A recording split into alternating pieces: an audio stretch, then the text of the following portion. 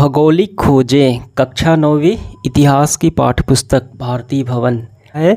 कस्तूतनिया पर 1453 में किसने अधिकार किया?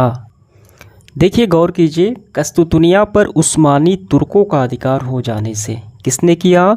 कस्तूतनिया पर उस्मानी तुर्कों ने अधिकार कर लिया। दूसरा है कैरवल जहाज़ों का निर्माण किस देश में किया गया?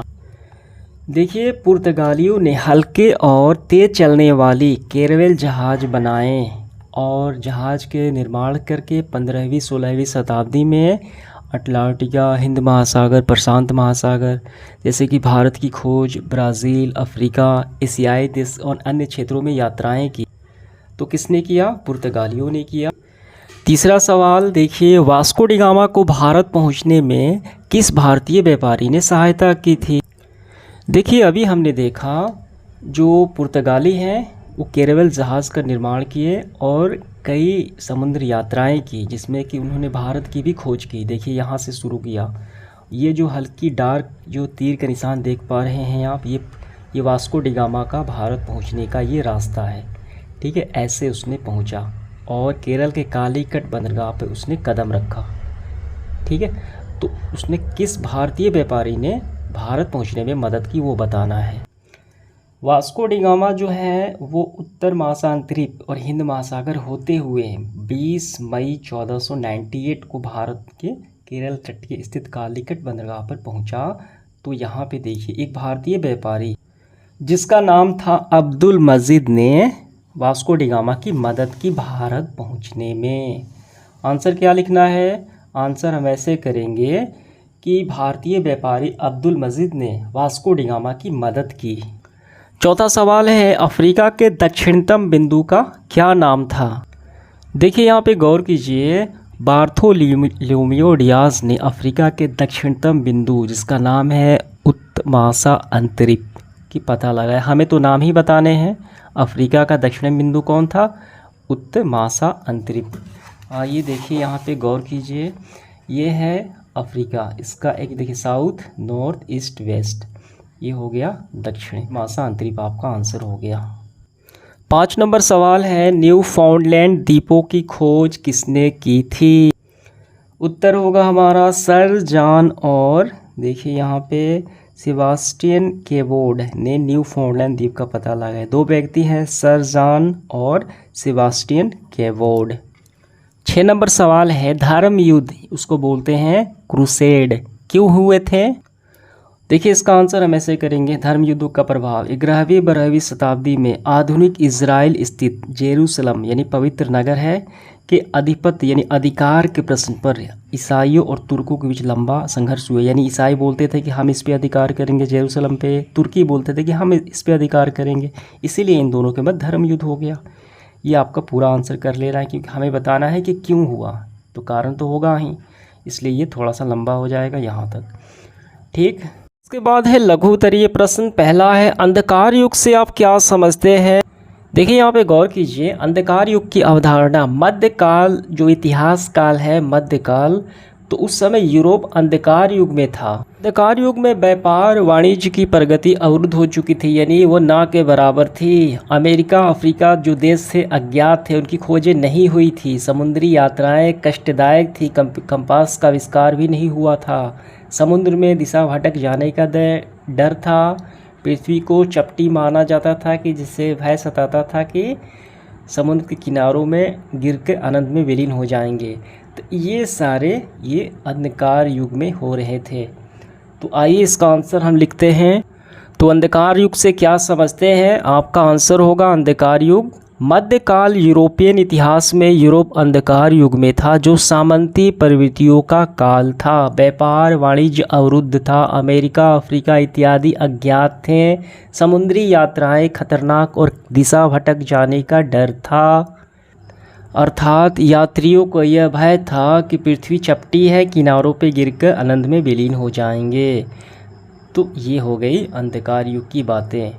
समझ में आ गया? यही है अंधकार युग। दूसरा सवाल है, कालीकट के राजा ने वास्को डी गामा का स्वागत किस प्रकार किया? देखिए वास्को डी गामा पुर्तगाल का निवासी था। वो भारत की खोज करते हुए उत्तर अंतरमासा द्वीप होते हुए ये कहाँ पहुँचा? केरल के कालीकट बंदरगाह पे। तो वहाँ पे भारत के राजा जिनका नाम था जमोरिन, आंसर करेंगे कालीकट के राजा जमोरिन ने उसका स्वागत ठीक करते हुए उसे व्यापारिक सुविधाएं प्रदान की। वास्को डी गामा की खोज से भारत और यूरोप का व्यापारिक संबंध बढ़ गया।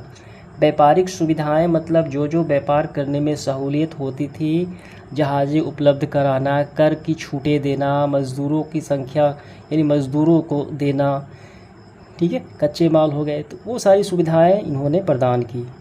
और कई व्यापारिक, देखिए भारत और यूरोप से व्यापारिक संबंध भी बढ़ गए। आंसर आपका ये पूरा हो जाएगा।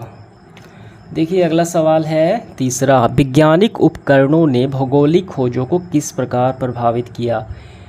तो हमने देखा कि अंधकार युग क्या हो रहा था, वहाँ पे कुछ भी आविष्कार नहीं हो रहे थे, ठीक। तो वैज्ञानिक उपकरण जैसे कंपास का हो गया, तेज चलने वाली जहाज़ कैरावल का हो गया, ये सबसे ज़्यादा महत्वपूर्ण मानी जाती थी अंधकार युग में, ताकि भौगोलिक खोजें इससे काफ़ी प्रभावित भी हुई। आंसर इसका हम ऐसे करेंगे, देखिए वैज्ञानिक उपकरणों ने भौगोलिक खोजों को अधिक विस्तार तथा सरल बनाया, जिसमें सबसे अधिक योगदान कंपास और कैरावल जहाज़ों का था। कंपास से समुद्र की दिशा भटक जाने का भय खत्म हुआ और तेज़ चलने वाली जहाज़ों से कम समय में अधिक दूरी तय हुई, जिससे कि भौगोलिक खोज और विस्तार हुआ। चौथा सवाल है, उपनिवेशवाद से आप क्या समझते हैं? देखिए उपनिवेशवाद का मतलब होता है किसी समृद्ध या राज्य, देखिए देश यानी कोई शक्तिशाली देश है, राष्ट्र है, तथा शक्तिशाली राष्ट्र द्वारा, किसी समृद्ध तथा शक्तिशाली राष्ट्र द्वारा दूसरे कमज़ोर राष्ट्र पर नियंत्रण कर लेना और शासन करना, वो बोलते हैं उसको उपनिवेशवाद। पांचवा सवाल है, भौगोलिक खोजों ने व्यापार वाणिज्य को कैसे प्रभावित किया? कैसे व्यापार और ज़्यादा विकास हुआ? भौगोलिक खोज जैसे कंपास की खोज, तेज चलने वाली जहाज़ों की खोज से। देखिए भौगोलिक खोज के जब हम परिणाम नज़र डालेंगे तो पहला है व्यापार वाणिज्य का विकास। आंसर हमारा यहीं से होगा। भौगोलिक खोजों के परिणाम स्वरूप व्यापार वाणिज्य में अप्रत्याशित रूप से वृद्धि हुई, यानी ज़्यादा वृद्धि हुई। इन देशों की जानकारी पहले यूरोपियन व्यापार मुख्य रूप से भूमध्य सागर और बाल्टिक सागर क्षेत्र में था। अब इनका क्षेत्र विस्तृत हो गया। कहाँ तक गया? व्यापार वाणिज्य जो है अटलांटिक, हिंद और प्रशांत महासागर क्षेत्र में भी होने लगा, क्योंकि उनके पास कंपास और तेज़ चलने वाली जहाज़ें होती थी, ठीक है। तो स्थानीय और सीमित व्यापार वैश्विक रूप में परिवर्तित होने लगा। तो यही प्रभाव पड़ा भौगोलिक खोजों का। 6 नंबर सवाल है, भौगोलिक खोजों ने प्रचलित भ्रांतियों को कैसे मिटाया? देखिए भौगोलिक खोजों के परिणाम यहाँ पे नज़र डालिए। ये जो 13 नंबर पे है, प्रचलित भ्रांतियों का अंत। कौन कौन सी भ्रांतियाँ खत्म हुई? मध्यकालीन अंधकार युग में चर्च के प्रभाव से समुद्र यात्रा को लेकर अनेक भ्रांतियाँ थी कि अनंत में हम विलीन हो जाएंगे, पृथ्वी चपटी है, उसका तो उस भ्रांति का अंत हो गया। नई खोजों ने इन भ्रांतियों को मिटा दिया। इससे रोमन चर्च का प्रभाव कमज़ोर हुआ। धर्म सुधार आंदोलन द्वारा चर्च की दकिया सुनी विचारों पर नियंत्रण लग गया, ठीक है। ये सारी भ्रांतियाँ ख़त्म हो चुकी थी। इसके बाद शुरू होता है दीर्घ उत्तरीय प्रश्न। पहला है, 15वीं 16वीं शताब्दियों में भौगोलिक खोजों के महत्व की व्याख्या करें। कौन सी? 15वीं शताब्दी और 16वीं शताब्दी में भौगोलिक खोजों ने क्या महत्व दिया? देखिए इसका उत्तर हमको ऐसे करना है। 15वीं 16वीं शताब्दी में यूरोप में मध्य युग का अंत और आधुनिक युग का प्रादुर्भाव हुआ, यानी मध्य युग था उसका अंत हो गया और आधुनिक युग जो है वो शुरू हुआ। यहाँ तक तो हो गया, ये एक लाइन हो गया। ये लिखने के बाद आपको फिर से यहाँ से शुरू करना है। 15वीं शताब्दी में इन भौगोलिक खोजों ने अधिक गति आई। इसका प्रभाव पहले की खोजों से अधिक व्यापक और प्रभावशाली हुआ तथा समुद्री अभियानों के परिणाम स्वरूप अनेक नए देशों जैसे कि West Indies, Brazil, America, Australia, ठीक है, इन सब का पता लगा तथा भारत पहुंचने का समुद्री व्यापारिक मार्ग खोजा जा सका। ये सारे हुए परिवर्तन। अब इसके बाद थोड़ा सा आपको ये भी लाइन लिख लेना है यहाँ तक। जैसे मैंने बताया वैसे ही आपको लिखना है क्रम से, ठीक है। पहले वो, फिर इसके बाद ये और आखिरी में ये लाइन यहाँ तक, ठीक है। देखिए दूसरा सवाल है, भौगोलिक खोजों के प्रमुख कारणों का उल्लेख करें। भौगोलिक खोज जो है मध्यकाल में यूरोप में आखिर क्यों किया गया, क्या कारण रहे होंगे। देखिए भौगोलिक खोजों के कारण सबसे पहले आपको लिखना है ऐसे, भौगोलिक खोजों के लिए निम्नलिखित कारण उत्तरदायी थे। पहला है कौतूहल की भावना, यानी यूरोप के कुछ साहसी व्यक्ति कौतूहल की भावना थी कि नए देश देखेंगे, नए देश में अपने देश से बाहर जाकर नए देशों का पता लगाएंगे, ढूंढेंगे। ठीक है, पहला तो हो गया कुतूहल की भावना होगी पहली। दूसरे में आपको लिखना है मानसून की जानकारी के लिए, ये पूरा हो गया। ठीक है, अब इसके बाद देखिए जो छोटा है आपको वही करना है, ज़्यादा लंबा नहीं। उसके बाद व्यापार वाणिज्य के विकास के लिए, ठीक, धर्म युद्धों के प्रभाव के कारण भी हुआ यहाँ तक।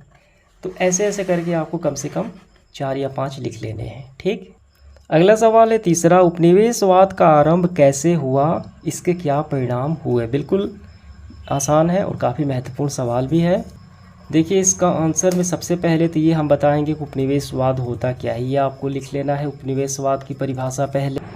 और फिर आपको लिखना है भौगोलिक खोजों का एक महत्वपूर्ण परिणाम हुआ उपनिवेशवाद का जन्म और विकास।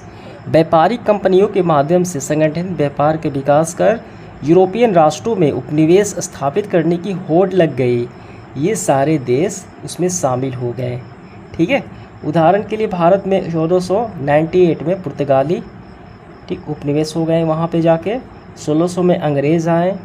ठीक है, यानी जो शक्तिशाली देश से अपने से कमज़ोर का दबदबा करना, वही होता है उपनिवेशवाद। ऐसे आए और इसका परिणाम क्या हुआ, इसका परिणाम भी हमें इस सवाल में बताने हैं।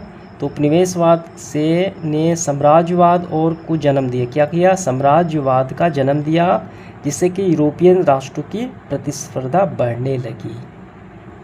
चौथा सवाल है, भौगोलिक खोजों ने यूरोपियन अर्थव्यवस्था पर क्या प्रभाव डाला, व्याख्या करें। देखिए इसका आंसर हम यहाँ से करेंगे, नई व्यापारिक शक्तियों को दे। भौगोलिक खोजों ने व्यापार वाणिज्य की विकास ने यूरोपियन व्यापार पर इटली का एकाधिकार समाप्त कर दिया। इटली के स्थान पर अब स्पेन, पुर्तगाल, इंग्लैंड और फ्रांस ने यूरोपियन व्यापार का अपना वर्चस्व स्थापित कर लिया। इसके द्वारा स्थानीय उपनिवेशों ने इनके व्यापार वाणिज्य का विकास हुआ। ठीक है, तो ये आपका आंसर हो गया। आखिरी सवाल है लॉन्ग में हमारा पांचवा, भौगोलिक खोजों के महत्वपूर्ण परिणामों की विवेचना करें। देखिए भौगोलिक खोजों के परिणाम जो महत्वपूर्ण हैं आपको वही लिखने हैं। पहला लिखेंगे व्यापार वाणिज्य का विकास हुआ, मुद्रा व्यवस्था का विकास हुआ, व्यापारिक नगरों का उत्कर्ष हुआ। ठीक है, उपनिवेशवाद का विकास हुआ, व्यापार का भी विकास हुआ। तो ऐसे आपको इसमें से कुछ लाइन, इसमें 2-2 लाइन, 3-3 लाइन आपको लिख लेना है, कम से कम 5 या 6। तो समाप्त होता है सेशन हमारा। धन्यवाद।